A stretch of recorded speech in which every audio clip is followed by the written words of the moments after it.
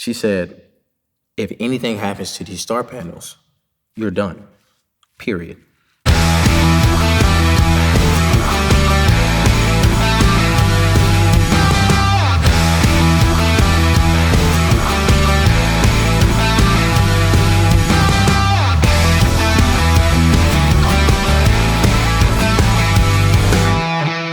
Man, so it was actually somewhat of a coincidence how I got involved in Gat3 in the first place. At the time, I was green. So I had no idea of being on set or anything that goes on. I was looking to venture into that world, and one of my good buddies, he had sent me an Instagram post from Madelenn. It was a crew call saying that she needed a PA. I didn't even know what PA was at the time. I just saw it was my way to get the foot in the door, and I was like, you know what, let's do it. I had responded to it. I tried to make myself sound real good, you know, fake it till you make it type situation. About an hour went by, an hour and a half, she finally DMs me back. She goes, hey, great, or something along those lines. What days do you wanna, which one do you wanna pick from? Because she had 2 days. It was a night and it was a day. Me, I just threw up the first one. I didn't even know it was through the night at the time. I was just so eager to just try to venture off into this world and see what I could do. And on top of that, you know, I'm a vet, so you know how that life goes. You stay up all types of night anyway. So I get the call sheet and I look at the time that she said be there. I'm pretty sure it was something like 6 o'clock or something like that, 6 p.m., you know. But me, like I said, you know, USMC, you show up at least 15 minutes prior. And to make your first impression, you know, I like to show up an hour and a half prior. So I was like, man, let me just go ahead and get on this side of town. I live all the way in Concord, so it's like getting all the way over to Presley. I already knew that was gonna be a trip by itself. So I was like, man, let me just get on over here before I hit this rush hour traffic. I pull into this place and I'm like, where am I at? You know, because this is a part of Charlotte I really have never seen before. And everybody's running in and out. They're setting up for this big time shoot that we had. So I get out of the car and then I walk through the front door. I remember everybody's just whipping past me, just move, just moving and moving and moving. And then Julia comes to grab me and takes me over to Madelenn, which is next door where Ruby, Emerald, and Opal are at right now. And I see Madelenn sitting behind this desk that we were going to use for the shoot. She's like, hi, it's nice to meet you. My name's Madelenn. She was like, anything that Logan or Julia needs, just go help them. This is where it gets tricky because this entire time, everybody's stressing and I wasn't stressing because I didn't know anything. But I thought while everybody's stressing was because I didn't know anything and that they hated me. Like I thought no one liked me because I didn't know anything. Like Madelenn would tell me in the live room, Jordan, I need 3 C-stands. I would go tuck over in front of ISO 4 and I'd be on my phone, be like, hey Siri, what's a C-stand in the film industry? But accidentally it would say B-stand and I was sitting there stressing. I had to wait for Julia to come into the room to grab something like that and I just take it out of her hands being polite and go run it in there real quick. I was constantly stepping on Logan's feet or getting in his way, trying to just look at the light, see what settings he's putting on and stuff. When I tell y'all I knew nothing. And then Madelenn tells me, she says, okay, you and the other PA and some audio guys are gonna go get these star panels. The very same star panels that are up in Ruby right now. She said, if anything happens to these star panels, you're done, period. They were very expensive and they were very fragile. Very fragile. So not only do I not know anything, and I feel like everybody hates me already because they found out that I don't know anything, but now she's telling me to grab these expensive panels and that if I break it, it's my last straw and I'm going home. So I'm like, man, all right, let's go get the panels. So we go get the panels. Man, we walking on it like we on thin ice. So we're taking one step at a time from next door till we get back to the Onyx live room.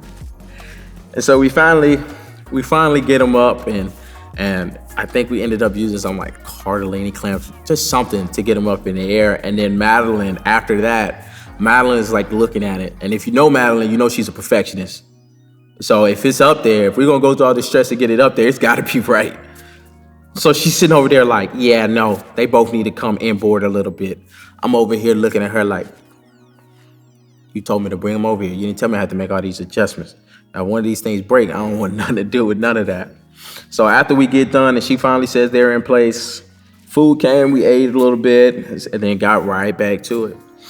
And then for a while, Madelenn and Logan had ventured off to discuss things, and I was there helping out Julia, the other PA, and the gaffer on site at the time.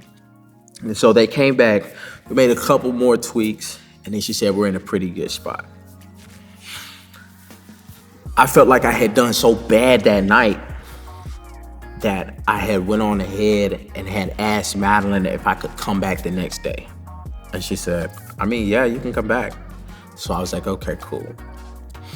So I get back on 77, hit 85, go back to Concord, brush my teeth, change my shirt, drove right back to the studio because it's already well late into the night, so there's no point in me sleeping there. You know, I slept anywhere. So I slept in my car that night, slept in the coupe, right there in the parking lot. Had my alarm set, woke me up, got up, walked right inside. I remember I was one of the first people inside that wasn't already sleeping there inside. And she was like, hey, you're here. We've got clients coming today. We've got to set up, crafty. We've got all these things to do, check. So I'm sitting there trying to get all this stuff done and everything. And they hand me a walkie-talkie. We get ready to set up everything. It's probably like, I want to say 15, 20 minutes. Talent's supposed to come in and we're supposed to start filming. So I just keep on working and keep on doing what I got to do. And the next thing you know, I hear the most unpleasant voice from Madelenn comes over the radio. Madelenn for Jordan. This is Jordan. Come to Ruby. En route. I said, en route. Pulled it out to make sure she couldn't hear me. And I said, hey, bro, where's Ruby at? I still didn't even know. Like, I didn't even know. So I get over there, and everyone knows about the Ruby control room. I pull open this heavy door, and just a red light is just bleeding everywhere. It was Glenn, it was Susan, and it was Madelenn. I didn't even know who Glenn and Susan was. So I just see three people sitting in this room, and they're all mad. Like not mad, but unpleasant faces. They just got hit with a curveball. And that's what was going on with them. But in my mind, I'm like, oh, I'm getting fired for real. And I was like, man, they had enough of me. And then they just start like mumbling to each other. And I'm just kind of standing there on the wall, just kind of like, I don't want to look at nobody's mouth and be in their business. I'm just waiting for them to acknowledge that I'm here. And then Madelenn goes, she looks at me and she goes, yeah, so we're going to send you to South Park to get a jacket. And I was like, a jacket? Yes, a jacket. I was like, a jacket? And she's like looking at me like, are you like, yes, go get a jacket. But like, I'm like, whew, okay, a jacket, cool. Okay, I can go get a jacket. I leave to go get the jacket, and she gives Susan my number. So I get a phone call from this number, and I answer it. And she goes, hey, this is Susan Tabor. I was like, oh, hey, Miss Tabor. And she was like, don't call me that. I was like, well, I'm sorry, Miss Susan. And she's like, here's what you're gonna look for Glenn, all right? You're gonna look for something like a rock star, like hip type of thing. We don't want business, we don't want too casual, but we want something like a vibe. And I'm like, okay. I'm like, yes, ma'am, Miss Susan, not knowing what that meant. I get to South Park. I barely know what South Park is at the time. But I recognize H&M, so I just went inside of H&M. And so then I FaceTimed her. And Susan's like, where are you at right now? And I said, oh, Susan, Miss Susan, I'm in H&M. She goes, no. No, you're not gonna find anything in H&M. Like, no. She was like, you need to go to this store, and this store. I was like, okay, cool. So as I'm running through these stores, I'm like FaceTiming Susan at the time. This whole time I'm saying, yes, ma'am, no, ma'am, Miss Susan, how about this? Miss Susan, how about that? And she's shooting down everything, dog. Like I am batting 0% right now, okay? And I can tell Susan's getting agitated. It got to the point where I would just get into the store, FaceTime Susan. I'm about to say Miss Susan right now. FaceTime Susan and just hand the phone to the sales rep guy. Cause I didn't know what I was doing. But we finally get to the store, we finally find the jacket. Get the jacket, I get in my car. And this is like probably peak lunch rush hour, and my car is in manuals. So like it's already just a hassle driving it alone. So I'm sitting there just whipping through traffic, trying to hurry up and get back. I think I cut like 15 minutes down to like 9 minutes of driving. Seriously. I get back and I'm looking around for everybody, but everyone's just ripping and running again. We're trying to hurry up and get things done. We were supposed to have been started filming a while ago. So I'm trying to find Mr. Glenn at the time. I'm looking for him, I can't find him. And so somebody said he's in the control room, just set it down. And when he comes out, I'll let him know it's there. I said, okay, cool. So I did that and I tried to walk outside to go see if Madelenn was next door. And then at the time, Mr. Glenn comes walking out of Madelenn's office. So I said, oh, Mr. Glenn, I have your jacket. Didn't say a word to me whatsoever. Until I tried to take him to his jacket and grab it before he could get to it to hand it to him. And all I hear is, move. And I was like, oh my gosh. And so Glenn gets the jacket, he looks at it, and he goes, all right, cool. So the shoot we finally finish the shoot, talent leaves.